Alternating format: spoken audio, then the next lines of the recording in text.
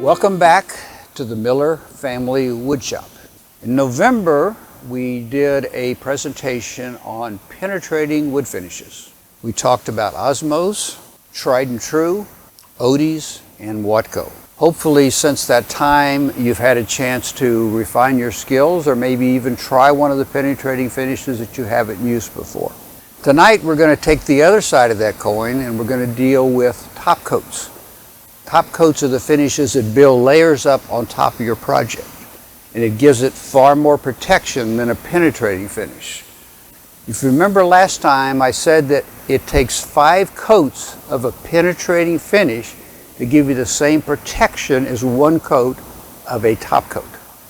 But again, they're used for different applications. If I have a cutting board, or if I have a jewelry box, or something that's not going to be handled a lot, and the wood is gorgeous, I'm going to go with the penetrating finish every time.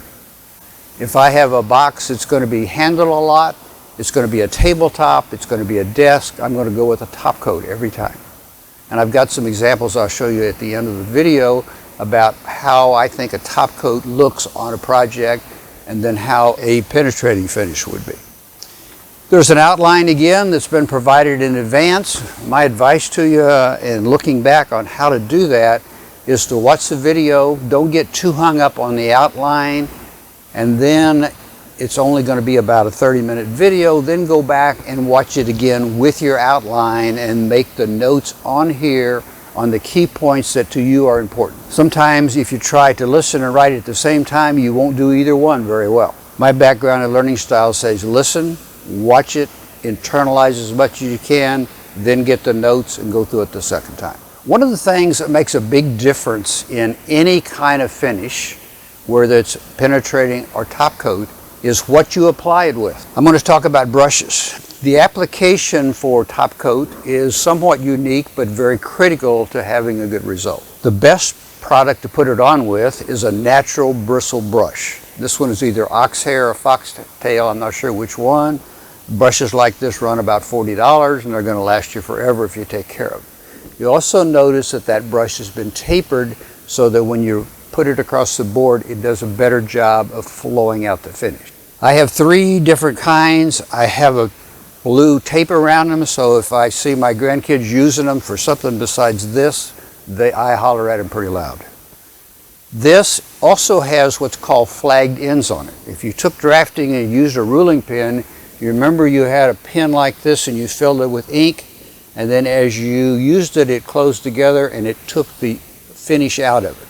When you use a bristle brush like this, which is artificial, you end up with 1 bristle and it's got a blunt end on it. So you don't get the fine flow out that you get from a brush that has flagged ends. And if you look at it under a microscope, each bristle is split just like that. So I use bristles if I'm doing something that is not so concerned, like I'm putting on something like a paint or something like that. I use an artificial brush. There's a nylon brush, all different sizes. This is a great brush, tip brush. If you're doing spindles or cylindrical work where you have to get down around the corners, it gets in there and doesn't leave brush marks. These are kind of specialty brushes. They're not hard to find, they're not expensive, but they do a lot better job than trying to get this to do something where you would want to do this.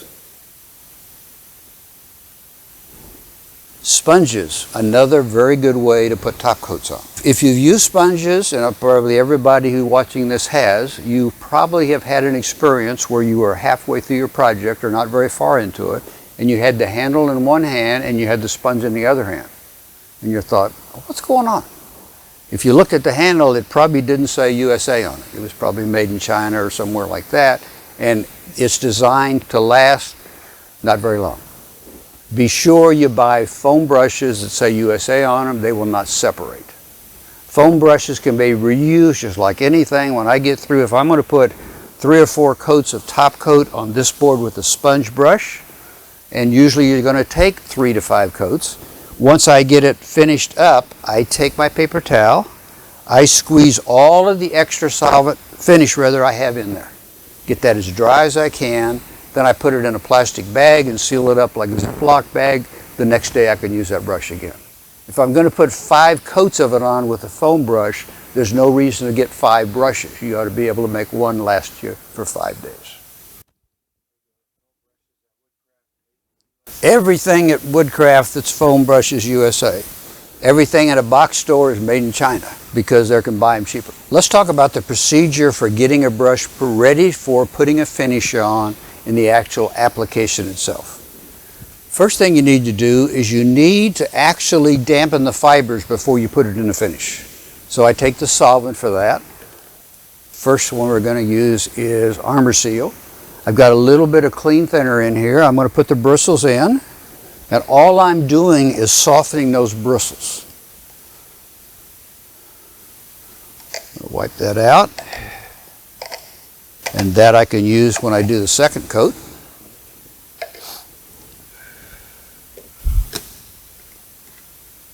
Now, if I take that right to my top coat, I got a problem because I got a brush that's full of solvent and what I put on is going to be diluted. So I've now got to get all of the extra out of that.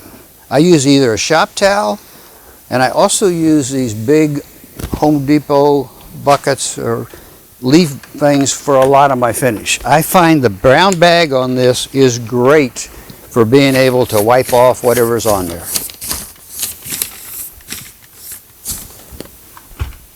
I also find that helpful that when I'm putting a paper towel that I want not to have combustion in it, I set it over the top of it like this, be it paper towel or rag, and that will get plenty of air and that keeps it safe.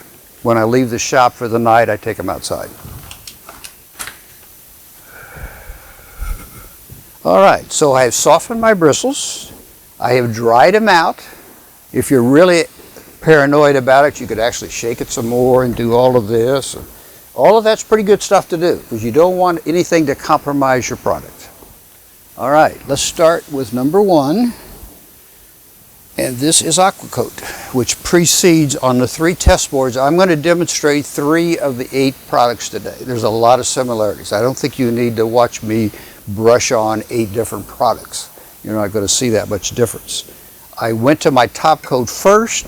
I put a thin coat on by hand and I sanded it down to 300. That gave me, again, a material that's ready. This is walnut, it's very open grain wood. So by being able to have an open grain and having the seal, it will take far less finish and I'll get a much better result. Here's a result that I did show you the difference. Not sure how well this will show up on camera.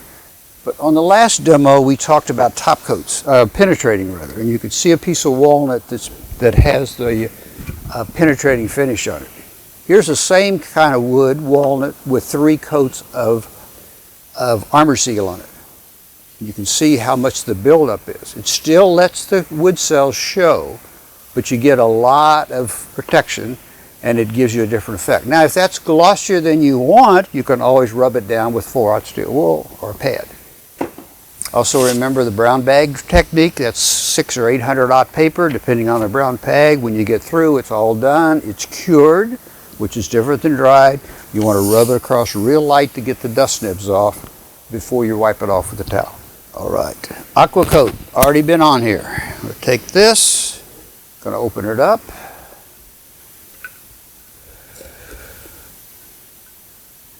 I typically use my finish right out of the can. And I try to be very careful that I don't get it all over everything I'm doing. I found over time that if I take and pour this into a container like this, and then I use it, not only have I got it all over the can and my top, but I've wasted a lot because I've got some of this left. I might have contaminated a little bit. Do I pour it back in there? Do I not? Some people would say never go right out of the can. I'm sorry, but I'm out of the can guy. I also have holes punched in the top of this so that lets the finish in the rim go back into the can. Put those holes, and I use a scratch-all where I just take something like this, give it a pop, and the finish will go back inside. Be sure you put those holes on the front and not on the back where you can't read it because the finish covers up the writing, particularly if you have anything that has any color to it. If your eyes are not any better than mine at 80 years old, you find the best way to read a paint label is to take your phone out, take a picture of the label, and then enlarge it so you can read it. So I'm going to put a very little bit of this on here.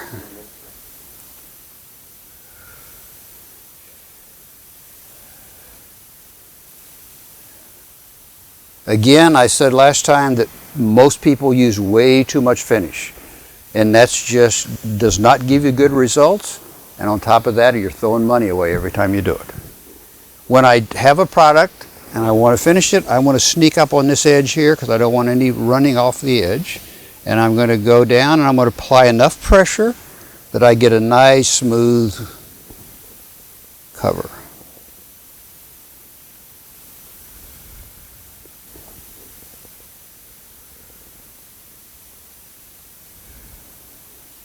Whatever you do, don't do this. You're going to have brush marks everywhere. It has to be one stroke all the way to the end.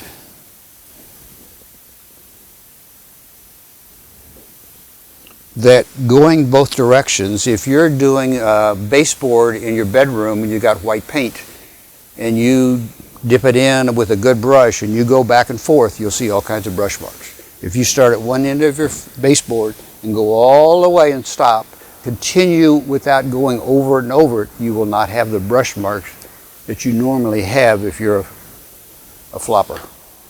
All right, let's take a look at that.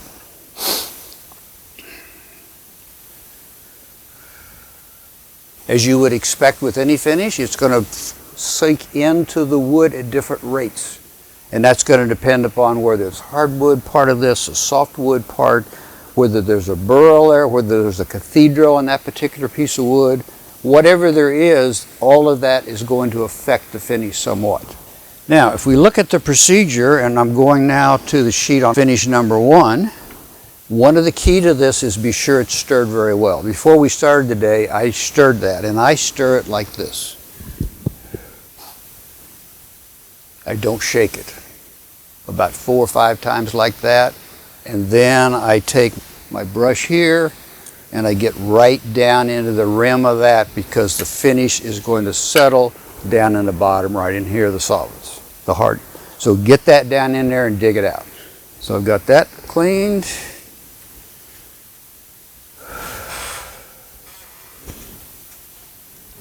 This is for interior only. It is an extremely durable interior top coat. It's my number 1 finish, and number 6 finish is Waterlocks, and that's very close to that one. All of these are good. The ones that I find that I'm more comfortable with is number 1 and number 6. You need to find your best go-to finish. We're going to sand to 150, which I've already done. Then I'm going to put a thin coat of finish on it. You can see that beating up pretty heavily on this because that was sanded a little bit past 150.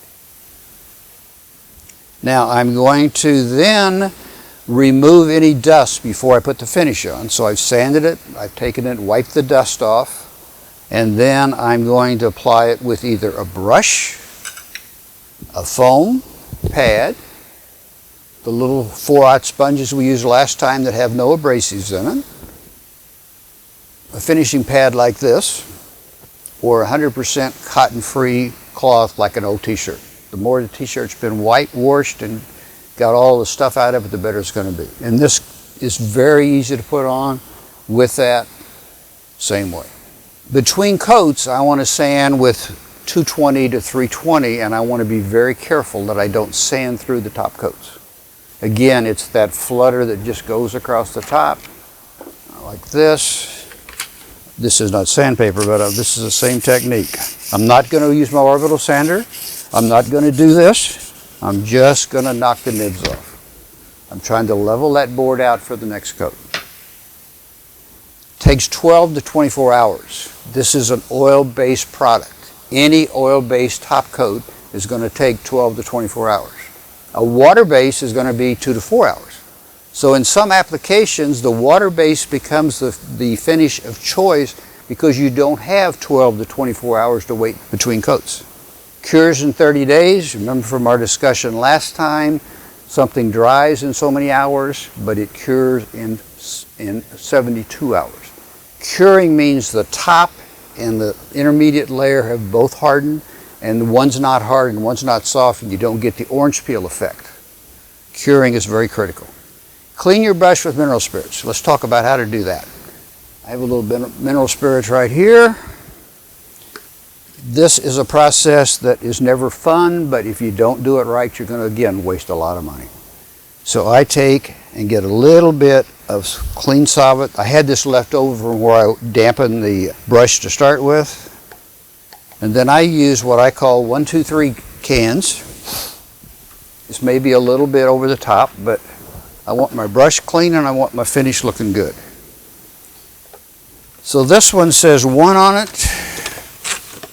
This says 2 and this says 3, and I think I got these at Bed Bath & Beyond. They may not still be in business, I don't know.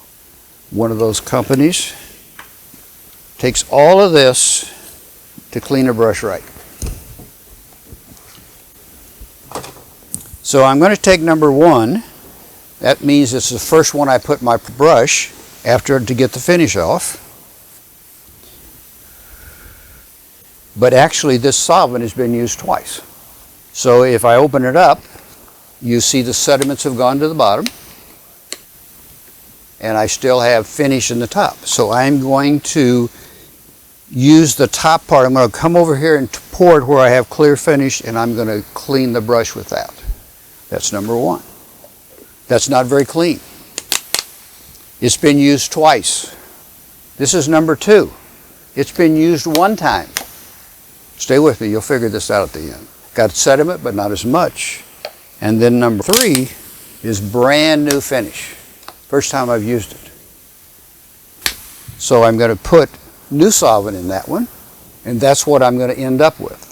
So basically, when I get through with this one, I pour it into number 2. When I get through with number 2, I pour it into number 3.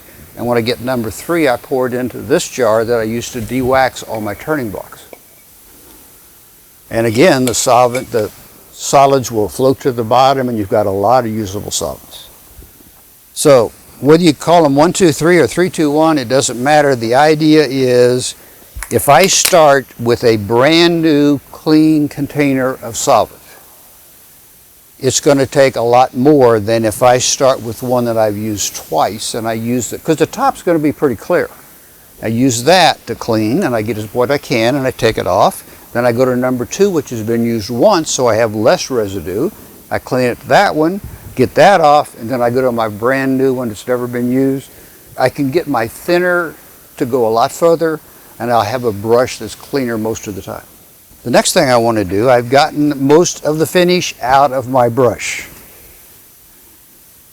I go to my brown bag again, I rub it on it, I shake it, I do everything I can to get as much out of here as I can without doing anything to reshape the bristles. Then I use a liquid soap. This happens to be Ajax Ultra. Dawn soap works really, really well. And I just take this and I open it up and I put it right down in the brushes. And then I get to an area over my bag where I can put it in the palm of my hand and I get the suds coming out. When I get that, then the next thing I'm going to do is I'm going to take my squirt bottle and I am going to clean out the soap. So now I have a brush that I've taken all the solvent out. I've used soap to get it out. Getting that out. If I put this away, it's still not going to be nice the next time unless I take a little air pressure and blow the solvent and what water, whatever else is left in it.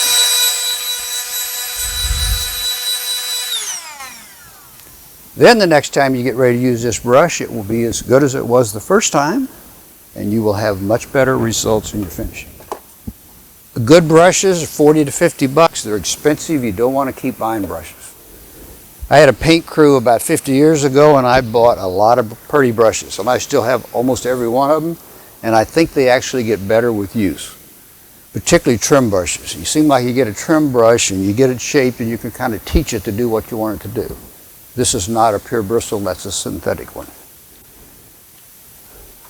Okay, let's run through that one more time, be sure we didn't lose anybody along the way. Containers 3, 2, 1. You could do away with and just use one, but you're going to use a lot more solvent that way. Each time I use one, I move it to the next container, and when I get to the last container, I put it in a jar and I use it for other things. Clean out the excess on a bag or a towel, something to get it out, because whatever you have in there is going to have some product and it's going to have some thinner on it. If you put it in a container to brush it out, you're not going to get the result you want. Brush it with a wire brush or comb, and that allows you to be sure that you get the bristles in the right order and that you don't have gum up. It's always important on your brushes to keep them clean right here. Blow out the excess thinner, air compressor. When that's all done and you're through with the brush, then I'm going to take a paper towel like this, shop towel. I'm going to take my brisk brush.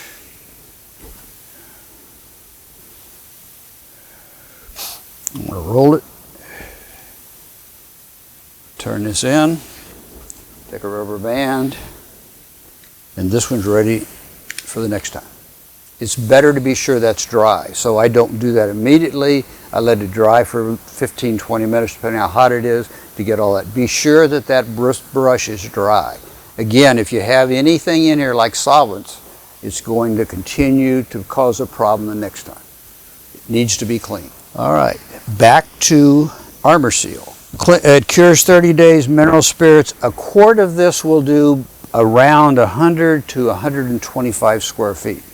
So it sounds like, well, that's a lot. It is a lot, but you're going to put 4 or 5 coats on.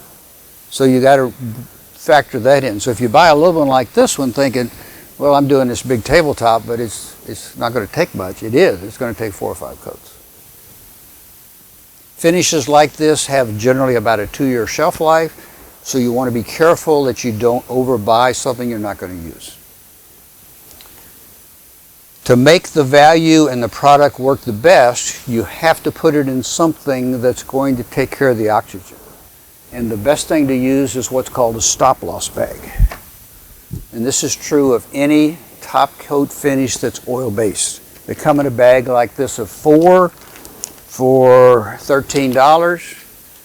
You have a funnel that you can buy that goes with it that sticks on the end. You can pour the extra product in here. And then you get all of the extra air out. And once you squeeze all the air out and tighten it up, there's nothing that can cause that to congeal because you've removed the oxygen. This would be no problem to put the lid back on this because there's no room at the top anyway. I didn't have enough product. But if I get down to half of this and I don't do something like this or blotchogen, which I'll talk about in a moment, you will end up throwing about 1/4 to 1/2 inch of that away every time. And you'll have this big gummy goo and you'll say, what's going on here? Why did that happen? Now, there is a product called blotchogen. It's actually, I think it's hydrogen or something. And what you do is when you get some of your product finished, you get your lid, you take that and you squirt it in there and that replaces the oxygen and you put the lid on. What causes that to gel and cause you have to throw it away is the oxygen. Now, an easier way than that is to get a small container like this. Let's say I used half of this or 2/3 of it. Rather than let all this be air or putting in a stop-loss bag, if I could get the rest of it in this container and it would come all the way to the top, then I don't have an oxygen problem, I don't have an oxidation problem, I don't have a waste problem. So you want to keep some jelly jars and different jars of different sizes, and depending upon what you have left, you'll know what kind of container to put it in. Now, if I'm going to use it tomorrow, and you probably will because you're going to use several coats, I don't need to go to the process of the stop-loss bag. This is when I'm through with my finish for that project, and I'm not going to use it for several days.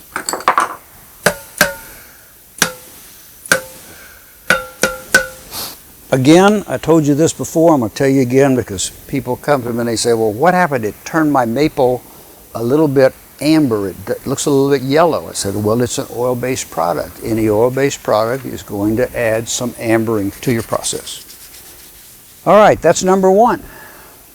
Number 2, general finish, gel top. So you think about gel. What would you expect this to look like if you know it's a gel anything? Would you expect it to be thinner than that or thicker than that? Gel stain's very thick. Gel finish is very thick. So when I open this up, I'm going to find a product that's a little easier to use because it's a gel. It's not really liquid like the others. So you got to stir this up real good.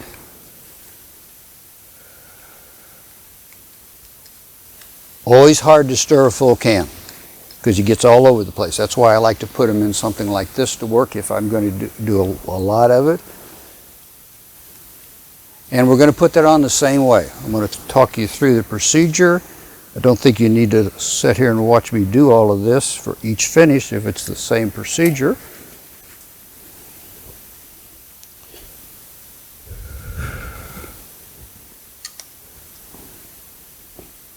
And I'll seal that up in a moment. Okay, let's go through the list of things that we need to know about an oil-based gel stain. It dries in 8 hours. The other one dried in 12 to 24 hours. You recoat 12 to 24 hours, you sand at 220, and you remove the dust between coats. That's going to be on every single finish. Whenever you sand it, whenever you take the nibs off, whatever you do, be sure you wipe it off. Otherwise, you're leaving a residue behind. When you put the finish on, it's going to make that active, it's going to float around, and you're not going to be very happy with the result. 3 coats are suggested on the gel finish, and because it's a little thicker, it doesn't take the 4 or 5 coats that the armor seal would require. 24 hours, clean it with mineral spirits, 30 days to be cured. Number 3. Now we're getting into water base, and that creates some additional options for us and some additional considerations. I'm going to apply that to number 3 here. This is high performance water base. Interior only, fast drying. What does fast drying mean? It means a couple hours. I did a project recently, well, about a year ago, at a bar up in, over by Country Club of the South, and it was a Mexican bar, and they were closed on Monday. And the guy owned it says, I need these 3 huge countertops. I want 3 coats of top coat on them. I want them sanded, and you got from 8 o'clock on Monday till 10 o'clock on Tuesday. When the customers come in, it has to be ready to be used.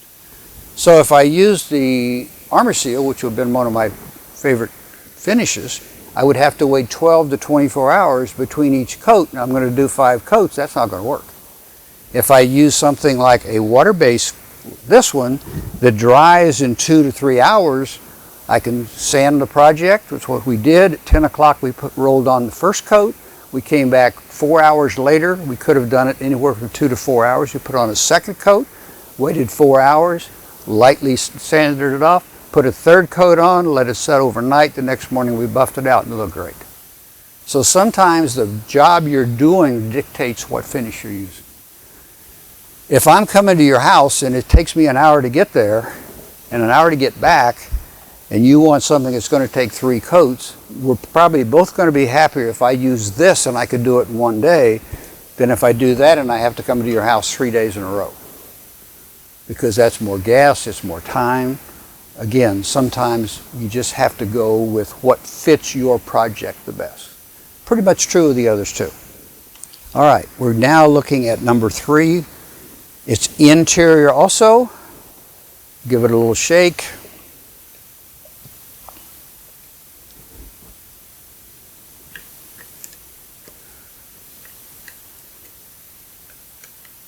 So would I expect this to be thicker or thinner than the oil base? What do you think? What would you expect it to look like? Very thin, and it's always a white. So I'm going to take the other end of this. And I'm going to get, this is a demo can from Woodcraft. You can see what the water does to your cans? It always will rust them if you don't get those wiped off really well. This has been used by a lot of different people. Get it out of the bottom, get it stirred up really well. You can tell if you're getting it out. I'm taking another thin brush. It's another Badger brush, probably about a $25 brush. I've loaded it up. I should have softened this, but I didn't do it because I already showed you how to do that, and you understand that. I'm going to put a little more in that. I'm going to twist it so I don't get a big drip from here to here.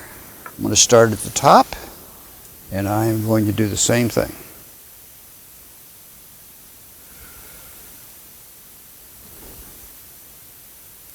I back it up a little bit to be sure I don't go off the ends. Now I'm running out of product. So I'm going to do a little bit more here.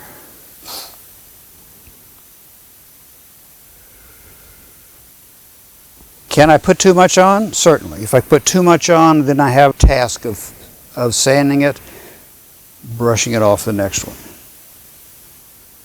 One direction only. If I had a wider brush, I could have done this probably in 2 strokes. This one, it didn't. It's taken several. Now you can see here, I don't have any finish on the bottom or the sides. You won't notice that unless you have a lot of lighting, because it kind of looked like, hopefully it looked like I got all the surface. I didn't. So I have to come back and be sure I get those areas.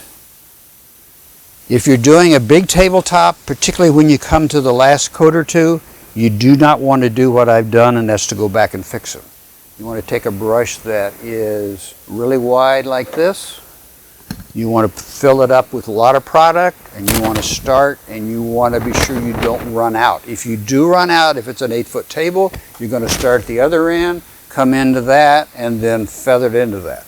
You do not want to do finish, more finish, more finish, more finish. Now I've got 1 coat, 2 coats, 3 coats, 2 coats, and 1 coat. So I want to put it on. If I miss a piece here, you're going to pick it up on the next coat. If you're going to do 4 or 5 coats, you're going to have a tendency to miss a spot on the first few coats. When you get to coat 4 and 5, you're not going to have that problem because you have created a base and the finish falls out on it very well. Now, if I have another brush that I use a lot, I call these pregnant brushes. You can put a lot of product in there. So if I'm doing a big top and I'm real concerned about stopping and starting, I will fill that brush up almost 2/3 of the way. And then when I start, I'm just barely having it down, and then as I go further and further on, I'm pushing down a little bit further. I can see what's coming out. If I begin to see a little bit of wood showing up, I press a little harder until I get clear to the end. And I can do pretty much a 5 or 6 foot board with a good finish like this. There's a name for those, but it's not pregnant brush, but that's what I call it. Doesn't look very good, just like I told you. You can see here I even have some places I still didn't get covered. First couple of coats don't look good at all. Every coat builds up. You begin to level it off. If you were to look at this under a microscope, it kind of looks like a mountain range. You put the first coat on, it fills up the valleys. Put the next coat, it comes up a little higher. Put the next coat on, it comes up a little higher till you get so you got the whole top. And as you just lightly sand between coats, and I use a little 220 on a pad like this, you find yourself knocking off just the nibs. You're not getting down in the bottom of that. When I sand between coats, I take this and I just very lightly take it across. Wipe it off. You've got dust on there now. The things we need to know about number 3, again, interior, it's fast drying, extremely tough, particularly for a water-based product. Non-yellowing because there's no oil in it. You scuff it between coats like you do all of them, 2 hours between coats, clean up with soap and water. So the fact that you can do it in a few hours and you can clean up everything with soap and water makes a big difference for that finish if that's what you can get by with, if that will do your job. It won't work for you. And then sometimes, if you're not making a decision of the finish, the client has said, I want an oil base. How about water base? I want oil base. Do they know the difference? No, but they're the customer. They're the one paying it, so that's what you're going to do. Number 4 is a high performance water-based product. And this is exterior, and it's pretty easy to tell. It says exterior 450. This is what people use most in what we sell at Woodcraft in terms of if they're going to put it on an Adirondack chair, they're going to put it on a picnic table, they're going to put it on a planter that's going to be outside. Very similar to the others. You recoat in 1 to 2 hours. Why? Because it's water-based. 2 to 3 coats is usually enough. Sand to 220. Clean up with soap and water. It's exterior. Let's take a look at this product. Again, I picked these finishes because they're the ones we sell the most of. They're the ones that when I read finishing books, and I've got a bunch of them over here that we'll try to reference somewhere, I find those are the ones that most people are going to. So when I take a look at this one, what do I have? Looks just like the one we already did. Not as thick as the gel, but goes on very thin. The worst thing on an exterior finish that's harder on anything else is the ultraviolet light. That's why even inside, if you have a dining room table and you got big windows in front of it, which happens a lot of the time, and you get sun on it so many hours a day, over time you see a different coloring of that part of the table over this part of the table because of the UV light. So if I put in something like that, that's why an epoxy, something like that, is the only thing that's going to give you a real good protection against UV. Number 5, water-based urethane, and it has an extended amount of time. Open time is needed. If you need more open time, and sometimes you don't have enough time, this is where you want to use your extender. An extender can only be used with a water-based top coat. It can't be used with oils. So if I have about 5-10 minutes and I've got a complicated project and I want more time to put the finish on and be sure I get it the way I want to, you put about 20% volume of this into what you're doing. Obviously you're going to put this in another can because you don't want to dilute this. And then you'll find it flows out better. A little of it goes further. And there are some situations where an extender is very helpful. What affects the drying time? Temperature and humidity. So if it's a real humid day and it's real hot, if the can says it's going to dry in 4 to 5 hours, it's probably going to dry in 2 to 3 hours. If you're in a shop where you control the heat and the environment and humidity, you have far less problems. The people who are really good at finishing typically have a separate finishing room where they can control the heat and air conditioning. I noticed through the years in attending Woodcraft meetings, when we bring in somebody for a symposium that gets $100 an hour and he's backed up 2 or 3 years in wood, they don't finish their own stuff. They say, why? I'm a cabinet maker. I do the tub tail joints by hand. I do this first. And then I send it down the street to the guy who sprays. He's got a spray booth. That's what he does all day. Why do I want to learn his skill? I got all I can handle here. So from a standpoint of dollars and efficiency, if you're doing big stuff and you don't have an adequate place to put it on, you're better off finding somebody that you could contract that out to. Some of the better finishers I see in Atlanta have incredible finishing rooms and spray booths. And they clean their spray guns, they use product, they don't let it get old. They do everything they can to assure that the product they're using is going to do what it's designed to do. Waterlocks is tung oil-based product. This happens to be a sealer and finish together. We also have cans like this that say marine on them. So if you're going to recondition oars or ladders on your boat, you're going to want to use the marine version of this. When you use this, I've already put it in a stop-loss bag somewhere. Here it is. And I'm going to show you how to put that on. One of the things that happens to cans like this, also all the Danish oil cans, is as you use it, you start getting the finish all over that. And then you get to the point where you can't get the lid on it. One of the things they've done to try to help that is they put a cap that you pop off. That helps some. Best way to fix that problem is to take some plumber's tape like this and just put a ring of this around it.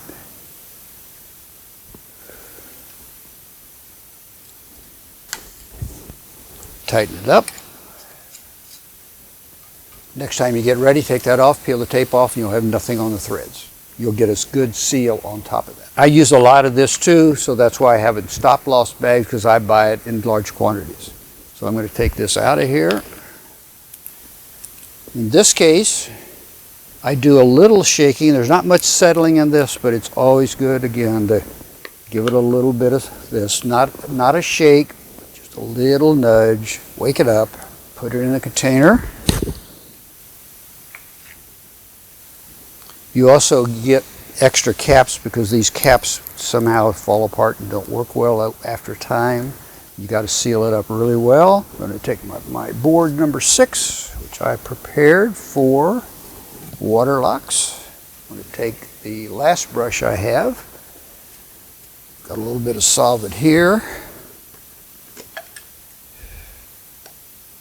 I always consider that like when you go get a haircut and they take a little water and they squirt your hair before they cut it. It just kind of makes it more manageable. I think that's kind of what that finish does on your brush.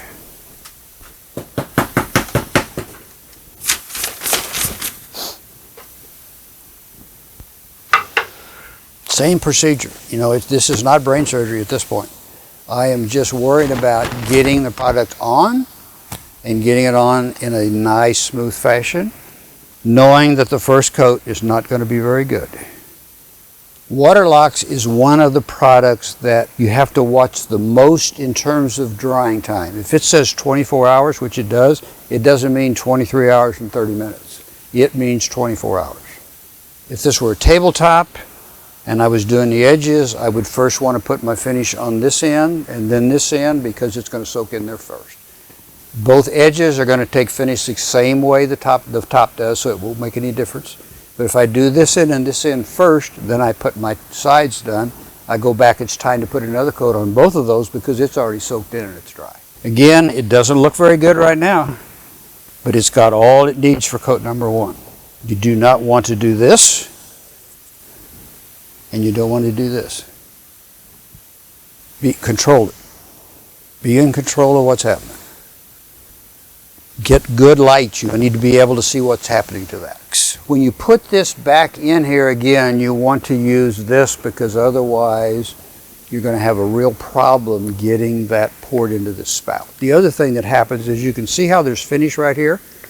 That will only let you put in about 1/4 inch and the metal block it. So you have to open that bag up like that so it goes down to the bottom. Then it'll go all the way in. Hopefully you can see that. Again, if I get up to the top, I end up with a problem of I can't get the finish in there. So I have to be sure that I open this up so it can breathe all the way down. Then I can pour quite a bit on. If you're restoring a lot of bags, you can actually get a little container. This fits under a little stand. This goes on the stand, and it's very easy to do. Otherwise, you end up saying, if I had 3 hands, I could do this a lot better. Number 7. This is what I would call the best outside finish. This is a green varnish, SPAR varnish. It's what I would put on an Adirondack chair. It's what I would put on oars. It's what I would put on boat ladders, anything like that. It's designed to be brushed on, has a light ambering also, 12 to 24 hours in terms of finishing. This is a product that takes lacquer thinner as a solvent. You can't use mineral spirits. If you look at this one, stir it up good. It's the clearest. This is much more like Danish oil than anything we've used today. Very, very thin. Best sprayed actually with a sprayer if you can, because you'll have much more control. One of the things you want to be conscious about if you're doing a lot of finishing and you're throwing all these in your trash bag, you want to be sure you take that trash bag outside. Metal cans that are designed for rags, if you look at that can carefully, it tells you to empty that can every day. If you throw all your paint rags in this metal can, it's not fireproof. It tells you on the bottom of that, empty this can every day, because it can still combust even though it's in a metal can.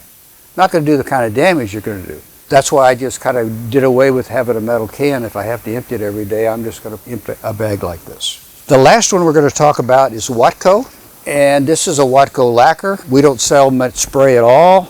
Most sprays you're going to go to a paint store or you're going to go to Home Depot. Most of the good paint stores, I find Sherwin-Williams to be a really quality paint store. Right now, they seem to be buying up everybody else anyway. If I can get this off, look, I don't need to get it off. The point I want to make about the spray, and I made this, I think, before. If I'm spraying this, first of all, I have to shake it enough that that little marble in there changes sound. You can tell when you get it. Then you give it a shot over in the bag or something. Do not start your spray on the edge of the board. You'll get an inconsistent spray. You start over here, you spray it at full spray, you keep that parallel about 12 inches away, and you spray off the end. If you start here and stop here, both ends will have an inconsistent finish on it. If you do the fan, you're going to have an inconsistent finish. You're probably never going to get a better finish than you can spraying, but also it takes good equipment, it takes space, it takes a lot of thinner, it takes a lot of patience, and typically if you're doing small projects, you're probably not going to do that. When I taught woodworking, we had spray booths, but we used them every hour, so we didn't have a problem keeping them clean, and then if you were in 6th hour, you had to clean it for the day, so you hated to be in 6th hour woodworking. Not really, not really. Anytime you build a layer up, the only way you're going to repair it is take the whole top off. Now, if I got something like this, that's not too bad. That's not much to do. If I have a dining room tabletop and somebody burned a circle in it with a coffee pot or something, a hot pan, the only thing I've got is the whole top. Now, I may be able to go back to a seam where you have a seal or a leaf, and it may not show as well. The advantage of the penetrating finishes is they're easily fixed. You could take a board this size, and if I had a cigarette burn or I had a coffee stain or whatever I had to that, I would just work on that area. If I apply it correctly, I should be able to blend that in and you can't see it. This one, you're going to see it every time.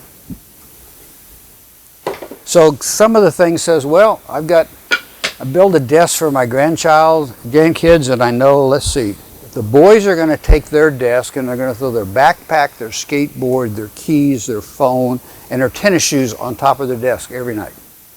So that's got to be really durable. Probably should have Formica on it.